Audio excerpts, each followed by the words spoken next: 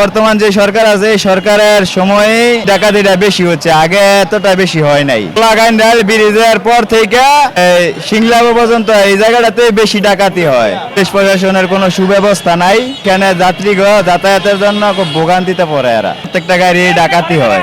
আমরা এই মুহূর্তে আছি গলাকান্দাল স্ট্যান্ডে। এখান থেকে সিএনজি যাতায়াত করে মদনপুর বস্তল পর্যন্ত। এইখানে তাদের যে সমস্যাগুলো সেগুলো নিয়ে আমরা এখন তাদের একটু মতামত নিব, ড্রাইভারদের মতামত। আমাদের সামনে আছে ভাই, আপনার নামটা কি? আমার নাম মোহাম্মদ মামুনুর রশিদ। মামুনুর রশিদ, আপনি এই রোডে গাড়ি চালান কতদিন যাবত? আমি তো 1 বছরের মতো। 1 বছর। এই 1 বছরের মধ্যে আপনি এমন কোনো সমস্যা পাইছেন যেটা আপনার কাছে দৃষ্টিকটু মনে হয়েছে? হ্যাঁ, অবশ্যই সমস্যা পাইছি। সেটা কি? এই সমস্যাগুলো হইলো, প্রথম সমস্যা হইলো ডাকাতির সমস্যা।